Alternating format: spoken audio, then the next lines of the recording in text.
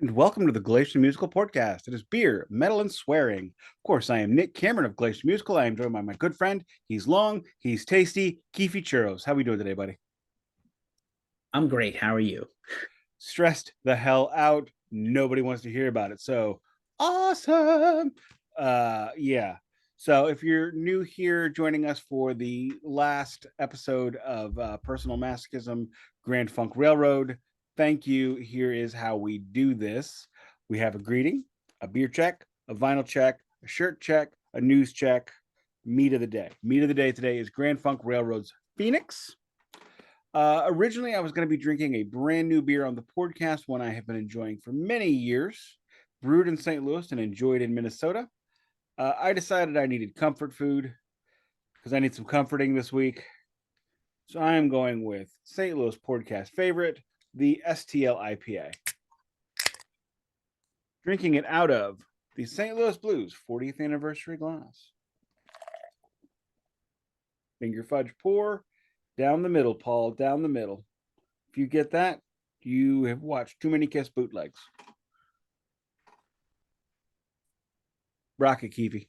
So, as people can see, I have my virtual background. I moved apartments in the same building this week, so my home studio is in disarray and not set up yet. And then I'm leaving town. So the next bunch of these podcasts you see, and the next bunch of Ghost Cult content you see, will probably be some kind of variation on this, or something else, or a hotel room, or the Ghost Cult HQ in New York when I'm in the Bronx. But and this is fun because I did a bad job of packing.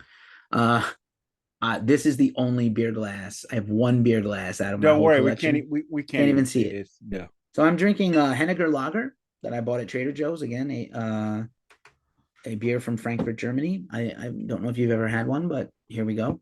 I've I have never had one. not.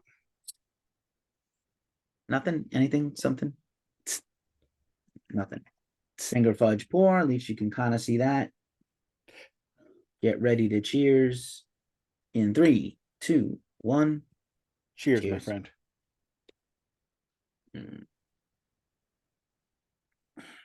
When we are 3 months out from Keefy making his arrival into St. Louis, and I actually had a conversation with the kid today. Where should we take Keefy for dinner? And I think I need to take you to our favorite Italian restaurant, Canetto's.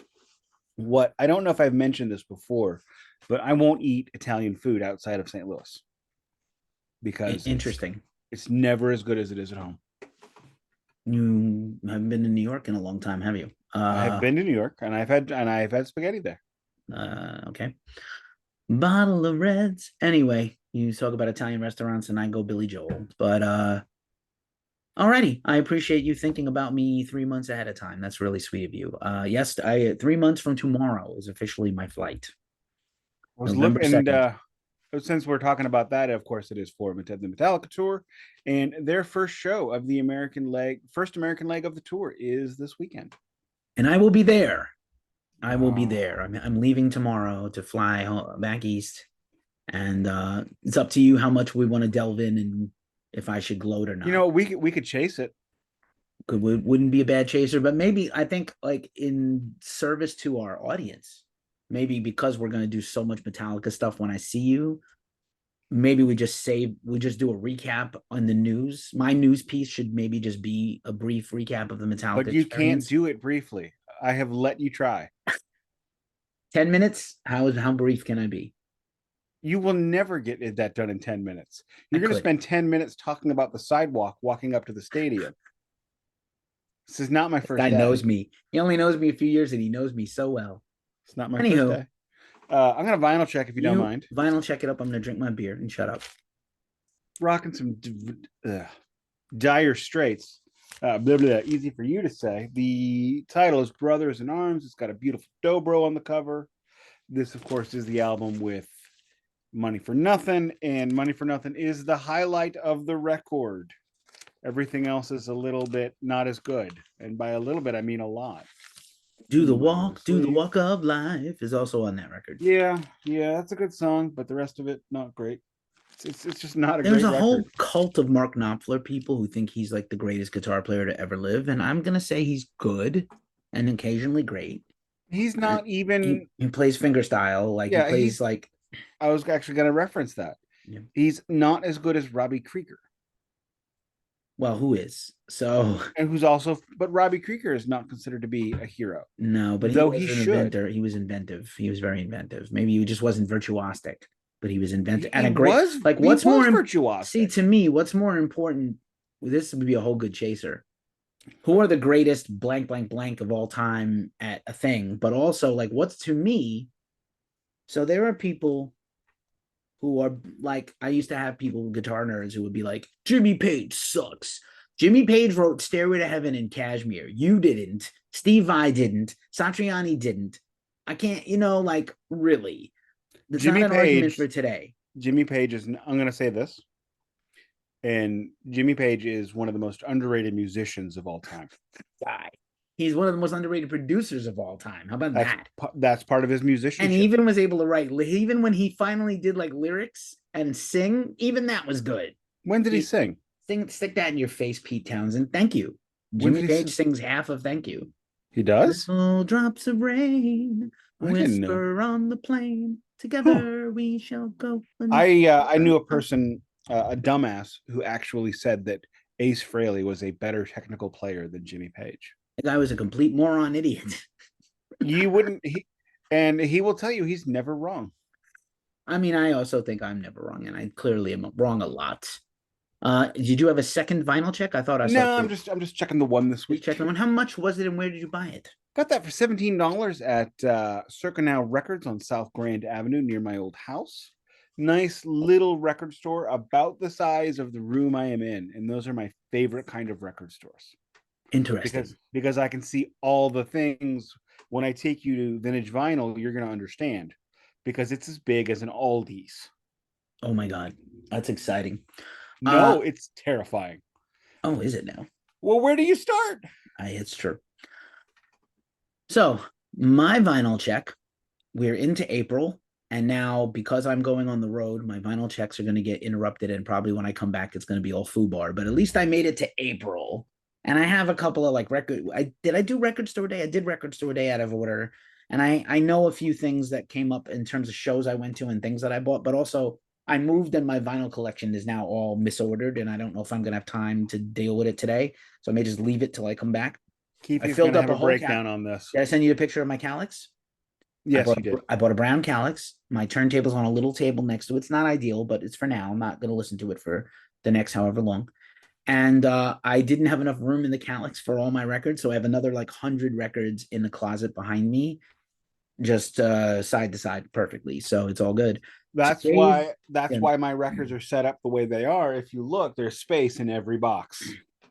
yeah, I don't have as much space as you do, but that's by I'm kind of by necessity right this minute. I might mess with it a little before I leave, but Just make sure they're not sitting flat, of course. never flat.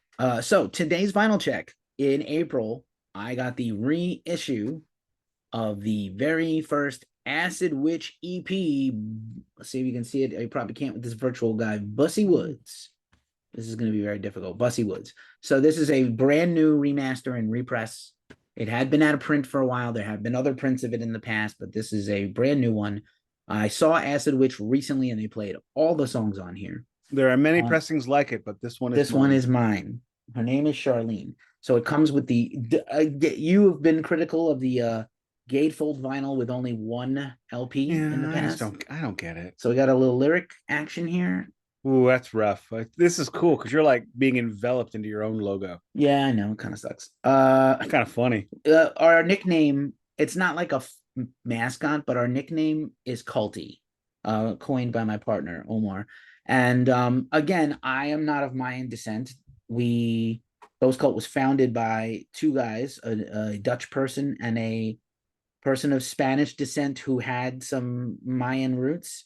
And because Ghost Cult was founded in the year of the Doomsday, 2012, that is why Ghost Cult is a cult, and that's why the logo is the Mayan Doomsday clock face. And so, well, for doing that, Glacially Musical came up with that because I thought a long adverby word next to another adverb made sense. totally, for you, you are 100% an adverb person. You're also the kind of person, what I like about you is you don't dangle your participles. Anywho, so in addition to the gate, yeah, I figured you were going to spit out a beer on that one. In addition to the gatefold you couldn't see too well, it comes with a sleeve that's very cool with some old photography. I didn't have this originally, so I had like a cassette that I taped from someone. Acid Witch is the incredible doom band from here in the Bay Area. But it does come on this gorgeous, I don't know if you'll be able to see it. This is kind of like a rusty orange, a rusty It looks like orange the safety vinyl. orange of my obituary record. A little bit, and it does have a really nice, you really can't appreciate it here. This is like, this label looks like a piece of wood that a pentagram has been burned into. Nice. Hella nice, right? Like, and on brand. I can see it. I can see it. Can you see? I don't, like, again, I don't. Go up. It's white. No, go to the right. There we go. Okay, go closer. Go closer. Go closer. Just the tip. Perfect. I'm gone. Just the tip. Look at you. Now my face is gone. All right. So this is a useless, a completely useless enterprise, but that's my vinyl. I literally just opened it right before this. Very nice. Very nice. I'm going to try to put it in the sleeve before I leave. I have like 25 unopened vinyls that I've been saving, and they're going to just sit around for a while until I get back. But I have 3 or 4 pre-orders that are going to a different address while I'm gone, and I'm bound to pick up some more records while I'm on the road. So wish me luck, Godspeed, and good luck. I still haven't even listened to all the records I got in my big score episode. No way. Yeah, it's a lot. There's a lot there. So a quick shirt check. I am rocking my Not Fast, Not Furious Sloth t-shirt. The Sloth has become my mascot. I'm totally fine with that. I feel like I have that energy. Angry and ready to go when I need to be, because if you've ever seen an angry sloth, it ain't pretty. Did you say in a previous Sloth episode that the sloth is also the representative of your marriage? Yes. My wife, when we were in the DC Zoo, which I'm going to point out because I am St. Louis, and I'm St. Louis through and through, 314 till I die, or until we move. And she's like, let's go to the zoo and see the pandas. I'm like, we have pandas. We don't have pandas. We have a red panda, I think. But so we ended up doing that, and she found sloth socks, and that's just, she's like, sloths made for life, and that's just been the thing.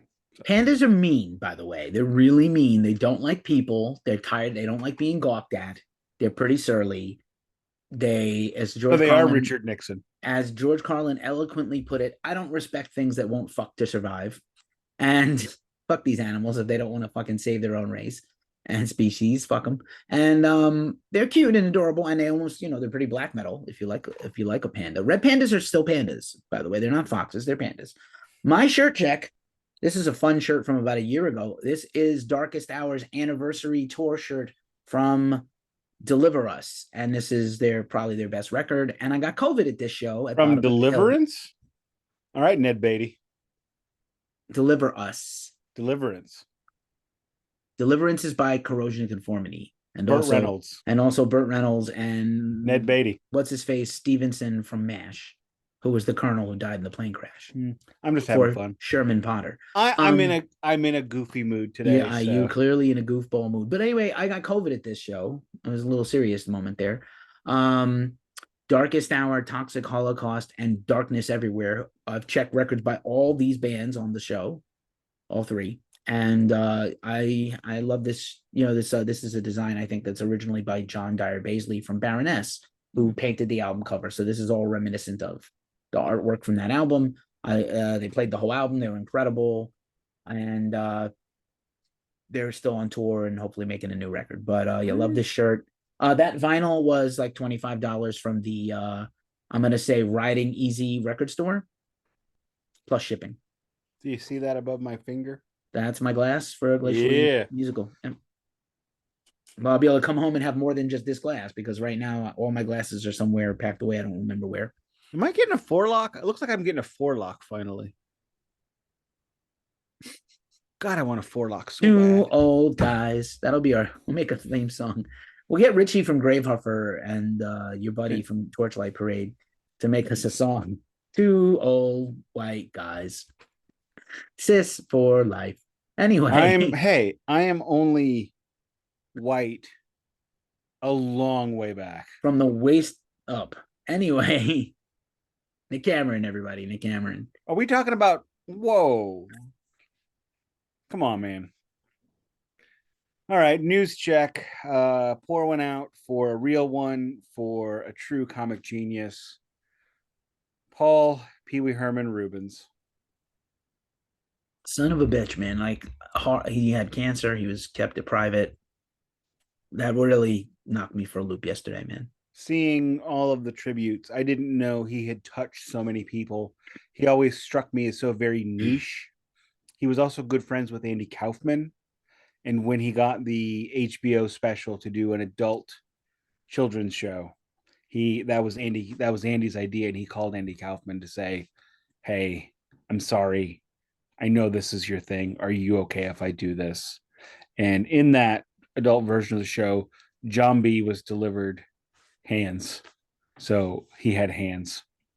And such amazing talent that came through the Pee Wee's Playhouse. Of course, Lawrence Fishburne, Jimmy Smits, Natasha Lyonne, the kid that played Goldberg from Mighty Ducks. I mean, it was a veritable who's Rob who. Zombie did the Really? set design on the show. It was his first job out of art school.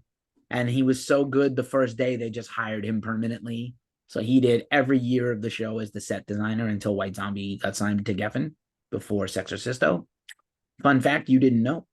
I did not know that. Thank It's you. been a rough week, man. A lot of that's just right in the childhood. Even though I was a teenager, I love me some Pee Wee's Playhouse. I remember being terrified of Large Marge when my child was like two, going on three. She demanded we watch Pee Wee's Playhouse literally nightly. So if anybody out there listening, watching, whatever is Prager's family, that's how I always see it. Do not show your toddler children what you love, because they ruined. We watched Pee Wee's Playhouse so much, I actually got yelled at for laughing. The question was, how are you still finding that joke funny? We have watched it 400 times. I'm sorry, It's I like like the what simplicity of The Simpsons. You've been doing, I don't know if you guys are still on the rewatch or you've abandoned it, but like finally got back to it when Disney Plus came, or Disney they, Plus got broken. yeah, they're so good though. Like the early stuff is so smart and cutting edge for that time. No one was doing what they were doing. Yeah, we're in And season 10 now, and yeah, it's not as smart. at a 35, yeah. Well, at a certain point, then you've commoditized it and you're trying to keep up and make Correct. seasons. That's what happens to American television. American television has everything, it says everything it has to say in the first 4 years. Fair enough. Period. I don't have a lot of news this week, but I will. Did we do the Dave Mustaine is okay with Metallica story last week? No, but I don't care. I Okay. mean, Dave Mustaine talking about It's just a Metallica. good opportunity to tag Megadeth and Metallica in the notes. That's Fair all. enough. I forget where I saw it, but Yeah, yeah. So the you know, long story, Dave can't stop talking and he won't no, stop and they won't stop asking him questions about his old band. because he won't. Um, Because you know what? He takes the fucking bait. so this is fair. Kill 'Em All just turned 40. And Cheers. I wrote a review of Kill 'Em All because I had Nick do St. Anger. And I I have a was mega. Oh, you son of a son of a bitch. bitch! Even people on my staff private messaged me like, mate, I would have did that. Why did you do it? I was like, I could I have just, bragged about my Megaforce pressing. you could have, you could have, but you've done it on this show. So that's good enough. So Need more people. I wrote a retrospective that I think was, fair to the story. It's fair to the telling. Mechanics is not good. It's terrible. Yes, it Lyrics is. are unbelievably horrible. It doesn't That matter is that the true. music is killer. Yes, Megadeth played it better, but the song sucks when Megadeth does it because it's garbage. It's like a garbage song about Dave's first sexual experience. It's embarrassing, It's an abject taint which I liquor. think he maybe made it up, like maybe made the whole story up. And Dave doesn't get enough credit. The songs he wrote absolutely are bangers. I know there's a meme out there that's like the Kill 'Em All album cover, and it says Dave Mustaine in the Metallica font wrote them all instead of Kill 'Em All, but he didn't write them all. He wrote four. Everybody's a fucking comedian, okay, with your meme culture. He didn't write them all. He wrote 4 of 12 songs. Slow the fuck down. Now, the fact that they went on and used 4 more of his songs on the next record and potentially 1.5 on master, that's egregious. But like, not the first record. just for the record, real quick, I asked a lawyer about this in the 90s, not specifically him, but my band singer quit, and I'm like, can we use his songs? And his response was along the lines of, nothing's ever really going to happen with him, so have fun. Here's a 30-second detour. I may have told this before. Stop me if I have. When I quit my band in the year 2000, I told my band we had the band manager already had the paperwork to copyright our album that had just been released. And through a series of events, I chose to quit. And they were like, that's fine. They were like, can we use your songs? And I was like, they're going off to the copyright, the US Copyright Office. You can totally use my songs. They're mine, but you can do them live. I don't care. As long as you don't re-record them, they're mine. Why would you do somebody else's songs that are not about your life anyway? So then it turns out David Gilmour. A few months later, that's different. A few months later, they're Pink Floyd. Nobody knew my band outside of New York City area. We sold 1,000 CDs. That's it. 1,000. When they were sold out, they were all gone. So a few months later, fast forward, I get a package in the mail from the US Copyright Office. I'm like, what's this? Oh, dear potential copyright holder, we realize that you filled out your forms in error. Here's a clean copy along with your returned copy with the stuff circled you did wrong. And what they did was they tried to cross my name out of all my songs and lyrics and credit themselves as the whole band, the remaining members who I had left. And it came back to me. So I did the only appropriate thing. I refilled out the forms and sent it in. I didn't take their credit away, but I sent it in. So anyway, Dave was asked, how do you feel about James and Lars? And he's like, it's interesting. It's like, having been, when you're out of a band, it's like a girlfriend. Sometimes you only remember the good times and you're really wistful and you miss them. And other times it's like, oh, any mention to them brings up all the horrible trauma. He was like, right now we're in a good place. Now, if you remember a year ago, we were talking about this story where James and Mustaine had been talking about maybe doing a collaborative album or something. They were trading messages about maybe let's make some songs together and see what happens. We'll leave Lars out of it. And then they were going to do a record store day for No Life Till Leather and needed Dave to sign off on his tracks. And he was like, so what's the split on the money? And they were like, no, there's no money for you. We just want your permission. And he refused, so they shelved it. And he was angry at them. Now he's sort of back to forgiving them. And that's the news story. I mean, how much money could there even be on a record store day release? For Metallica, a lot. Really? I mean, even if they did a limited, it's a lot of money for them. They make a lot of money. They'd sell 5,000 copies. I mean, it's Metallica. Sell 25,000 copies at 25, 30 or $40 for them. They'll find a way to make it like $40. It's Metallica. You know it. You already know. So Dave is right now. Dave is in a good place with James and Lars. That's what he wanted everyone to know. This it's important. I have no other news. I will go to Metallica on Friday and report back to you. I'm tired of Dave Mustaine. I'm pretty tired too. And also, like, why is every ex-member of the band also constantly interviewed and asked questions about Megadeth? They're not Metallica. Like, why is the Marty Friedman thinks this about that? Why is Sean Drover getting interviewed about anything? I like the guy who interviewed him, but like, why is he being questioned about anything at all? Doesn't make sense. I mentioned Sean Drover. He did an interview where apparently his own band wasn't important enough to talk about. He's like, oh, that band broke up. Our Act of Defiance, right, was the Drover led band, and they broke up. So that I've been reading a lot more like popular media because it's easy to find at work when I'm slow. And my God, I could not believe how many articles there are about a tweet or an Instagram post. It's like, how did you get 500 words out of Selena Gomez went on to Twitter yesterday? Slow news day. Very slow. No, it's every day. Yeah. That is every single day. Not necessarily her, but I don't have anything else for the news that I can think of that's worth really gabbing about. We've had a lot of deaths, and Tony Bennett too. Tony Bennett. We didn't. I think I mentioned Tony Bennett last week. Sinead. Yeah, Sinead O'Connor. Yeah. And then even just this week, like I don't know if you watched Euphoria on HBO. I don't have HBO. Oh, well, the kid who I have it, I don't watch it, so I don't. The kid who played Fezco died. This is the saddest shit I've ever heard. His dad died last week, Ooh. and then he died All right. Stop with the yesterday. bring down. No more bring down. I will tell you now. Wah, In wah, happier things, I'm wah. about to start Sopranos season 6. By yourself? Because But definitely not with your wife. oh yeah, why is it that bad? It's not that good. I mean, like the things that we talked about offline that we can't mention here without being demonetized, Yeah. like a lot. Okay. Well, I'm watching it while she's out of town. So I'm gonna You can I'm gonna screen it for her and then be like, you can watch episodes 1, No, 7, and 12. she doesn't want to watch it, period. So it's Good. fine. So I'm gonna hopefully I'll get part 2 and I'll be able to just crush it next week while she's gone. So she It's doesn't a have to great watch it. show. I love the show, but like, Yeah, I do except too. the ending It's is horrible. But like, yeah, the show is great. stop. No spoilers. No spoilers. Stop. Grand Funk Railroad. Let's stop avoiding. Oh, shirt check, bottle check, news check, beer check. I guess we don't have anything else left to do. Do we want to talk about the next series before we do it at the Yes, end let's when no one's announce the listening? next No series. one's going to listen after we talk about Grand Funk for 20 minutes. Come on. Touche. Keefy and I have discussed this. Keefy has thrown punches, gotten a little squiffy, questioned my parentage, which I know my parents, that's fair. And he's determined that we have not been metal enough. Well, when you do a run on Grand Funk, run on the Chili Peppers, it's hard to disagree. So we are gonna go straight metal on the next series. I am waiting for my outline because Keefy's choice. I believe I was given a choice of bands, and this is what we ended up with.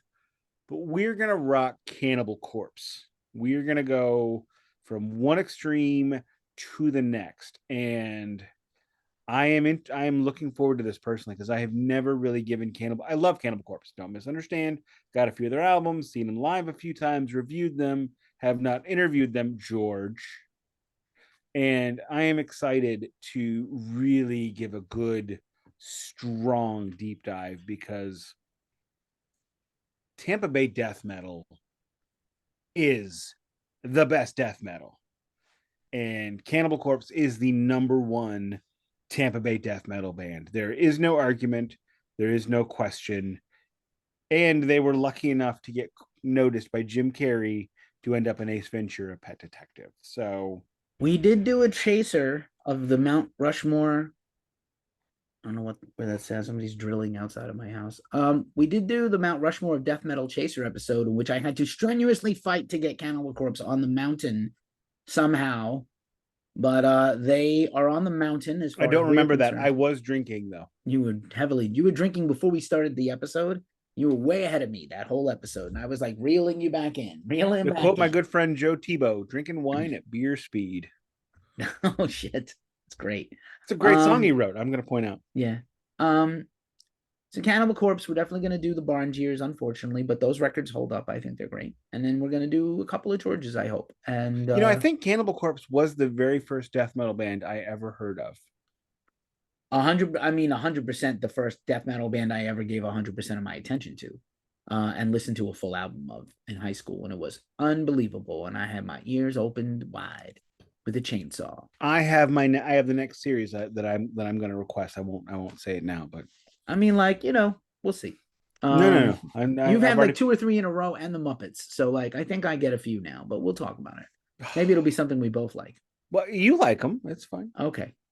Starts with a G. Okay. Um Anyway, so bands that start with a G so far, we're not doing too good on.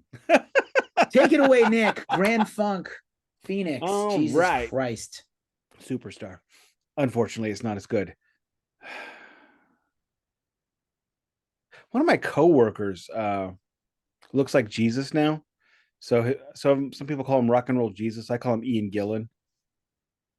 But Do you know Mosh Pit Jesus, who goes to metal festivals dressed as Jesus? no. He's awesome. He follows me on Instagram. Can we stop? Can we stop avoiding? I mean, I'm doing it too. Let's agree. Okay, so Phoenix.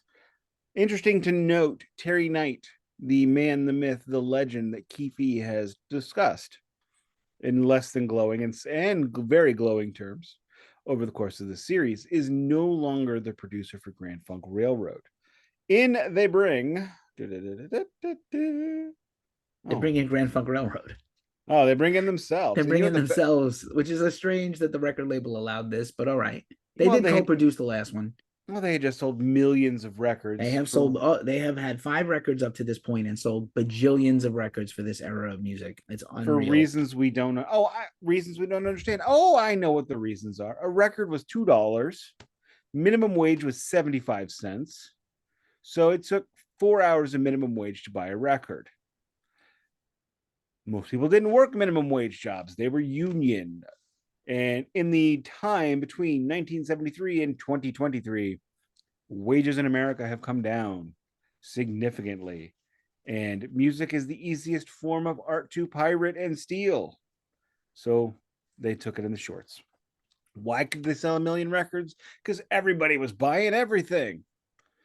You worked for the city, you got some money in your pocket, you got any weed? Not on me. Be a lot cooler if you did. You go to the All record right, store. all right, all right. Hell I yeah. get older and the girls get younger. Hey, gross. Anyway, love that That's movie not the though. line, but that's not better. I always thought it was the line. Actually, it's not the line. It feels like it should be. The line is I love high school girls. I get older and older, and they say they They stay the say the same age. same They age. stay the same age. Still gross. Horrible. All right. It was the 70s, and the 70s had different mores. Yeah. However, He's so good as a ew. creepy guy. Oh man, amazing, McConaughey. amazing. Oh my god, we're doing it again. Focus up. Focus up. Pretend like we're with Mistress Ivana at the Dirt Mall. Focus. I'm trying. She said focus. So they do this next album.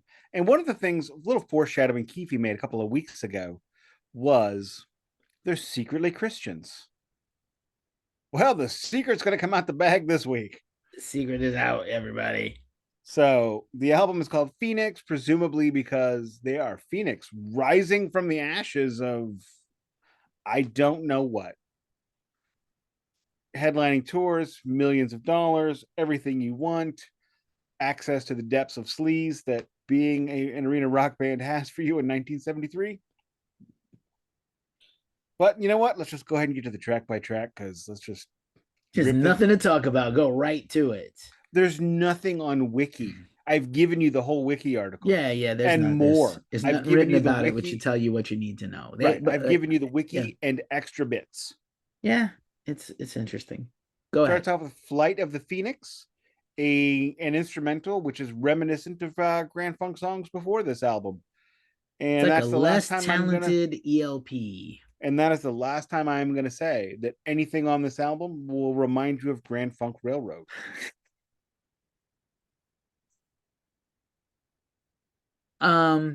You gotta Not much to talk. say. You can't snort and just sit there. Then we have dead air. I'm trying. I can't even compose the next sentence. But anyway, what's in my head is worse than what's going to come out. I promise you. Mark Farner wrote all the songs on this one. Let's just get the goods Yay! out of the way. They go back and forth. They vacillate back and forth between Don Brewer, who ends up writing more on the next record. That is also we'll mention later, but briefly.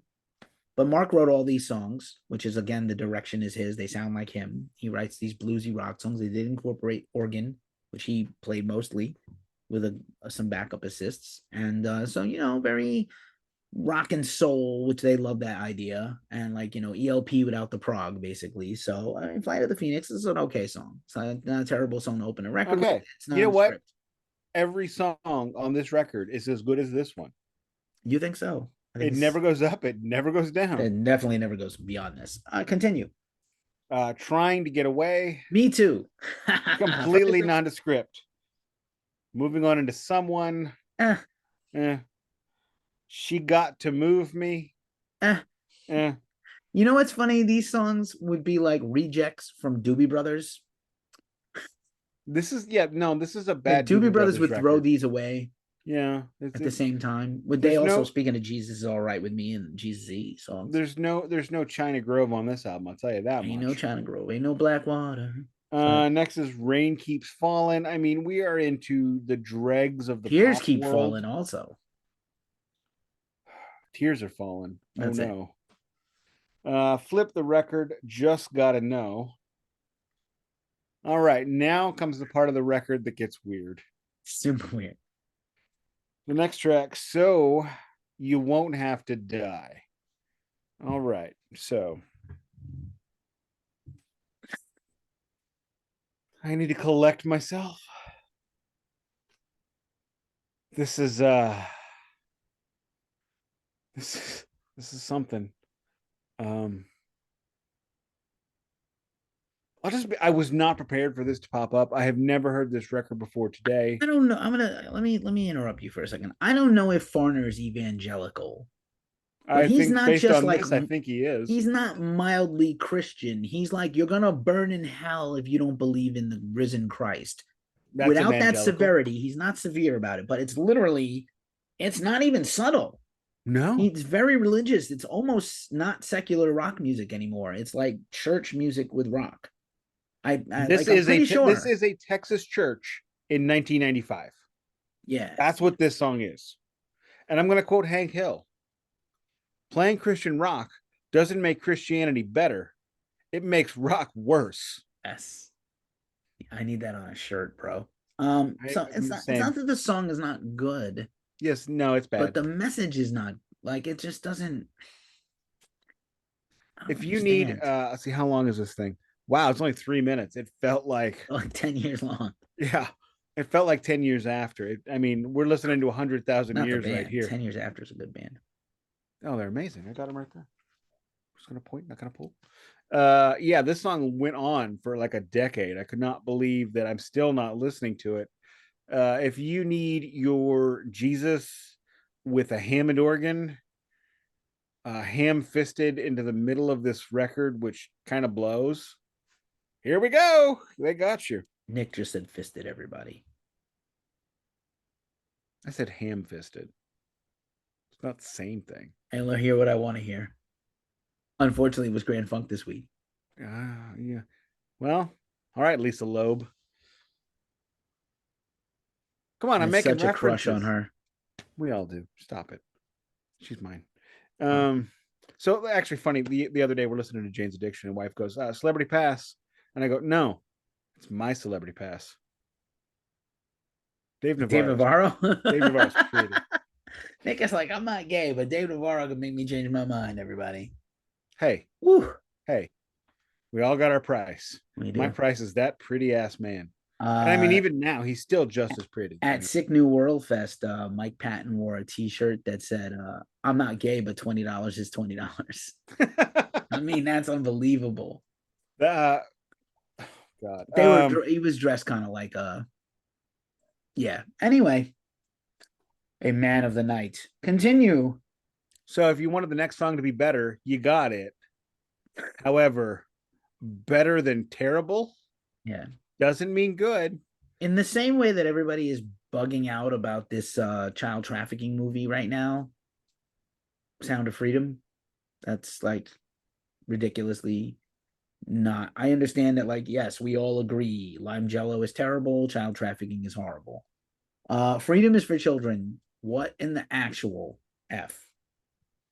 Yeah, you lost me on this one, Mark. I don't know. This song is so bad, it might have given me cancer. Wait a second, they're from Detroit, right? Freedom is for children for Ted Nugent to adopt and bone? Whoa! Oh, God. Because that makes sense. I got yelled at on the internet because I'm like, what, the Ted Nugent, the Pedo pedophile Nugent, I groomer? call him Ped Nugent. The groomer, Ted Nugent, is now groom. talking He about went kids? beyond grooming. He Well, he adopted groomed a and then took. child. Yeah. He adopted a child so he could. I was told, though, that if she didn't like it, she could have just left. Well, women have ways of shutting that shit down. I don't know if you know this. They can literally like stop it from Don't happening. quote the idiots from my state. I will crush It's from you. your state too. That's embarrassing. I thought it was no, that he Sister Banger Bama or something. No. What Mississippi basically incest. Sykeston. I mean, that's basically Sister Bang and Bama. All right, we're almost done. Let's go. Sorry, gotta find me a better day. Yes, me too. When I turn this record off. Next is Rock and Roll Soul, which not is terrible. The second best song on the record beside the opening track. It is the opening track again. It is the opening. It's exactly the same song with a slight. It's not exactly. It's like literally the same beats, not the What they same. did they put it in another key? I mean, it was Yeah, the same. I yeah. thought it was over and I was playing a new YouTube link. It does feel like the same song for a lot, on It a is loop. no, I don't care what anybody says. I don't care what the notes are. I don't It care what was the a hit key ton. is. It did chart It is the same fucking song. 29 out of the top 100. It's like when Gravity Kills played Point Fest Oh, and they no. played Guilty to Open and Guilty to Close. Did they really? Did Yeah, they I play? wasn't Did there, thank I God. love that band What? more than you could even imagine, motherfucker. Why do you hate What My City Pooped Out? I don't hate them. I love them. You love why do you love What My City Pooped Out? I'm sorry. I I feel have like have Nick, I've if we went to never go do met. karaoke, Nick is gonna do Nelly, and I'm gonna do The Urge. Okay, one, I can rock country grammar like nobody's business. I'm an amazing at karaoke in songs without melody. That's my jam. Intergalactic, I do it like really like I do it like Andy Kaufman style. Like the song is going and I'm just dead eyes foreign man, and then I go right into Elvis when it hits. And I've had people filming. I mean, that is like my showstopper. So I will do it. I will. I'll take you to a place. Also, so here's the thing: when you're doing Intergalactic on karaoke, do you also do another dimension? Another dimension. Yeah. You do the sample. Yeah. I'm awesome. I also do Wow. the Bad Now, Touch by don't the you Bloodhound tell Gang. me to smile. This You stick album's around like not it with your wild gut. not What you great. can't tell. No, this album's terrible. It's not And terrible, but it's just not yes, it good. is. No, Why it's did this sell terrible millions of records? I'm confused. because there was a lot of pot. I guess. I got no good So things to many say. kids were conceived to this record was on the turntable when people were boning. It's baffling. I don't understand it. You talk about that a lot. Well, I mean, like it's the 70s. It was free love, baby. That was the 60s. Are you okay? Let's fast forward like 6 months to when they actually made the best song the band ever made and a record we should have covered and didn't. I wanted to do records I had on vinyl. It's not that. I'm better when I've got it Yeah. on vinyl. So they put this record out and they go on tour, but they've already got they're already going, like this band turned out a record every like 6 to 8 months. It was the 70s. Everybody did. Yeah, but Early like they 70s. did Everybody it did. better than they really did it hard. Like they Oh, were. yeah. Now I don't know if because Farnered all over this thing with Jesus, the next record was like a little more secular and not as religious. I don't know if I'm you've sorry. listened to Rock and roll soul should not be Jesusified. There should be no grilled cheeses. There should be no savior snacks. This should just be straight up sing about the loving. Do you remember Ricky Reynolds, the comedian from the 90s? What was his bit? He was like, I don't mind. I like religion, but I would do better if it was more exciting and fun. So instead of like the communion wafer being bland, let's have like flavors like garlic and cheese and fudge and nuts and pizza roll. Then it would be like, come receive your Holy Communion with fudge and nuts. And you would be like, word, I'm there. Let me get down That and sounds familiar. yeah. I prefer, Jim Gaffigan's thing. My wife is Catholic. She's so Catholic. She's like a Shiite Catholic. He's probably gonna get murdered for that. Anyway, let's wrap this puppy up. So what? Okay, so the song obviously Keefy was alluding to is the abject classic, an American treasure. Should be playing at the Smithsonian in DC at all their locations when you walk in those buildings, which is of course American band. We're an American band, whatever. And we're an here's the American band. balls on these guys. So this is the balls on these guys. They made like their fifth record in a row. It sold a million. They go back to make another record, and like I said, Farner kind of farnered all over the last one. And the next record, they kind of him and Don split everything. Don came in, and Don wrote "We're an American Band," and I believe he sang lead vocals on it. So like a lot of people associate Don Brewer as the lead voice of Grand Funk because he has their biggest hit. But this I is on also their hear sixth. he's a competent drummer. He's the competent drumming of Don Brewer, but also he wrote their biggest hit song on their seventh album. Right? So like this record sold 6 or 7 or 8 million. The other records all sold a couple million or a million. Where an American Band comes out as a single about 7 or 8 months after the last record is done selling whatever it sold. And yeah, July 2nd, Where an American Band comes out. And so the last record came out at Halloween, basically. So that's how fast they turned it over. I'm trying to like get you to understand that. And so, The yeah, music man, industry moved faster in the it moved very 70s. fast. There was very little chill. And another song that you definitely heard live, Walk Like a Man, not the Frankie Valli song, but their Walk Like a Man. You definitely heard it at your concert. Um, they set this record out in a gold sleeve that was made you to think it was already like a gold. This is a gold record. Like it was like a literally like a flex. Well, I'm Look at sure our they could have gold record. shipped gold. I'm sure it shipped gold, but I'm just saying, like, they also sent it out. The record is gold. The cover is gold. I do have that one Probably if you not the want remaster. to pull. I don't Okay. ever. But it peaked at number 2, the album. And we don't have to do the album, but I just wanted to No. mention it because it is their biggest hit, and we didn't It's give a it. much better record than They everything we've done this they year. did so much organ on that last record and this one that they had to add an organ player. And they also stopped being called Grand Funk Railroad at this time. So right after Phoenix, where they rose from the ashes like Jesus, they stopped being called Grand Funk Railroad, and it just became Grand Funk. You can also presently see Mark Farner's American Band touring the world. They're coming to town with BTO. Oh shit, taking care of business. That's the whitest like show lineup I've ever heard. That's Wife not doesn't want to country. go. I'm like, do you want to Yeah, I go? wonder why. To I hear don't these get. songs again. Farner's Frankly, probably pretty good live though. I don't get her. Like, He's foreigner ranting with about his wife nobody, right now. foreigner with Left nobody in Motley it. Crue after one song. No, I got her to Dragged stay. Nick to Farner. God, what was it? Oh, it was Kansas. She was like ready to pull Oh, it so on. yeah, you Oh, didn't. yeah, we You saw should have talked about Kansas. Kansas in the I meant news. to. Like, what Yeah, is their let's fan talk. base name? Let's just Instead of roll. talking more about Grand Funk, Let's just like a roll out respect that Kansas. we did it. Look, we did it. We We did did it. it. We really We did it. did We it. really tried, especially on that first one. We tried We're so much, running a little. We're running a little short. We can talk some Kansas now. a little bit. One, I didn't know the Kansas fan base had a name.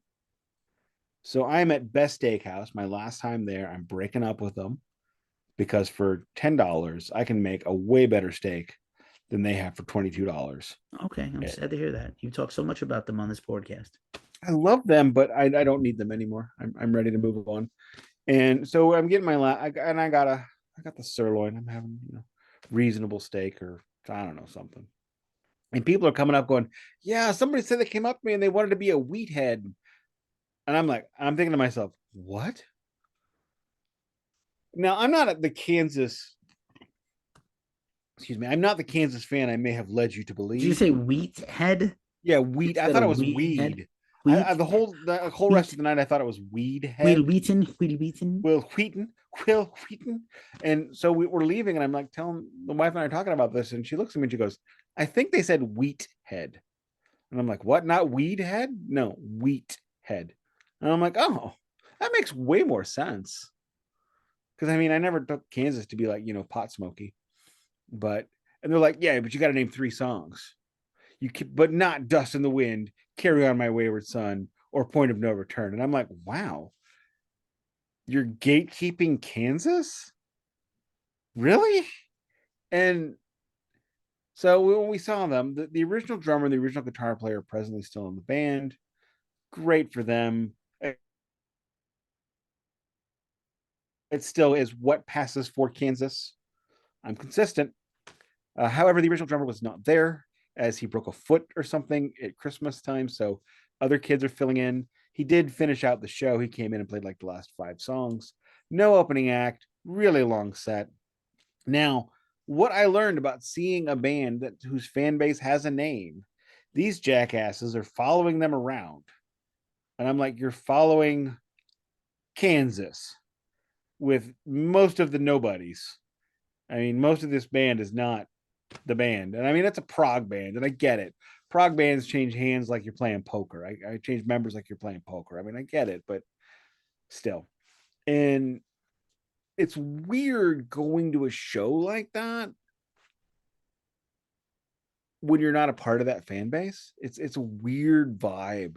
So like the It's kind of whole like going 30 to see minutes. Tool as a casual fan and not knowing the Yeah, material. yeah, this guy here right here did that. And Ozfest. And so like the whole 30 minutes, 45 minutes leading up to the show is just talking. People are catching up because they saw each other last week in Cleveland and they're going to see each other next week in Kansas City. And it's just like, I don't get you. I don't get you. But you know, you guys do you.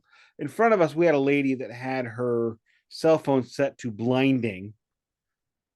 So I mean, I'm like holding my hands up to block this because it's like a flashlight in my eye.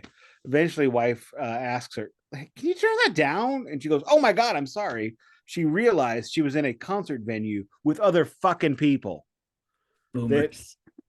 she was not the only person in the whole damn place. I mean, I don't know how she didn't notice, but she didn't.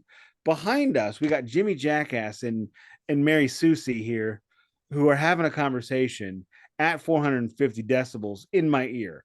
So when Boomer Lady turns off her phone, I got Jimmy Jackass screaming, and at no point did we ever have nothing. Eventually, they move down, and this lady like stares every time they talk. She turns around and stares at them.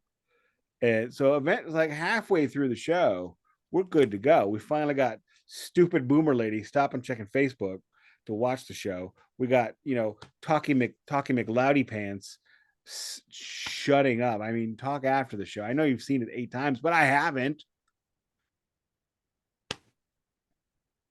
And then the original bass player came out for a couple of tracks. He flew up from Florida, and the current bass player, I thought he was original because he's about 650. He's got Gallagher hair, except it's all gray, and he's dumpier than me. The guitar player had actually slipped and fell in the shower that morning. The original guitar player, not like the other guy, so he was like sitting down the whole. So he's like Gimpy McGimperson. He can't move, and this Dying over show, here, yo. I might just die right now this talking. show was the whole vibe. Ridiculous. Wife happy, Nick happy. Band happy, shirt gone. Okay. I don't think I'm ever going to see Kansas again because I don't want to be Yeah, I around mean, those I'm regretting not jackasses being again. able to see this tour, but now that you mention it, absolutely not. I forgot to tell you the best part of the show. So, Dust in like, the you wind. know, I talked what Dust in the wind. unintentionally hilarious. So halfway through the show, bass player, we're gonna call him Old Gallagher. I mean, seriously, completely bald on top, shoulder length hair, silver gray, wearing an orange t-shirt of nothing, just an orange t-shirt. And I swear to God, I mean, like, and I'm not body shaming because I'm fugly, but and I mean, it looked like David Crosby. Like if David Crosby was still with us, he like just like stole this guy's life. I would not know. You would not be able to convince me different because he had the mustache, yeah, like the broom mustache too. I mean, it was everything. So halfway through the show, they do the thing that Foreigner did when I saw them. We're gonna play one song that these guys recorded and 18 other songs that none of us were on. So that's what we did here. He's like, we're gonna play a song off our last studio album, which came out in 2020, I think. Wife goes, "We got a new album?" And I'm like, I don't know. I mean, that's what he says. Well, so they play this track, and it's like, and we're like going, and she's like tapping me, like, "This is pretty good. This is pretty good." I'm like, "Yeah, this is pretty good. A little heavy, a little riffy." I mean, you know, Kansas gets a little heavy from time to time, but then they like tuck it back, and I'm like, "Are they gonna bust it? Are they gonna go?" Then the vocals hit, and she looks at me and she goes, "No." And I'm like, "Yep, pretty much just shot himself right in the dick on this one." He pulled a self Tanya Harding, and What? so that did not go on the wish list. What? But the best part was he goes, "We're gonna play a song off our latest studio record," and you hear,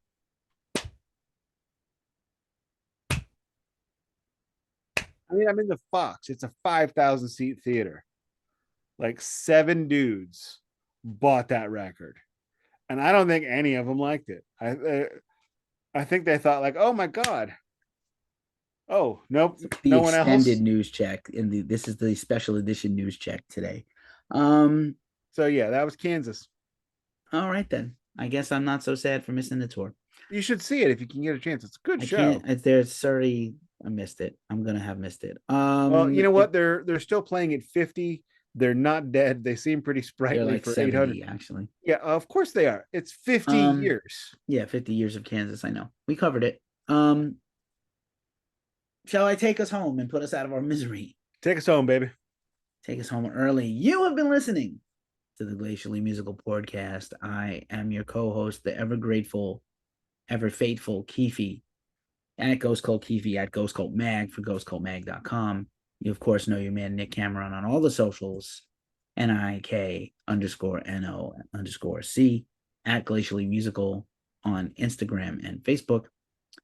Where I have been posting more on IG lately. You have been posting a lot more on IG. If you've made it this far, you are truly a real one, and we appreciate you. And on that note, you have been listening to the Glacially Musical Podcast. It does not play in Peoria, but Talkie McJerkface and Susie Sue Dumbass with the cell phone surely will ruin your show in Peoria if you go to a show there. Screw you, Susie Boomerton. Screw you, Susie Boomerton. Screw you.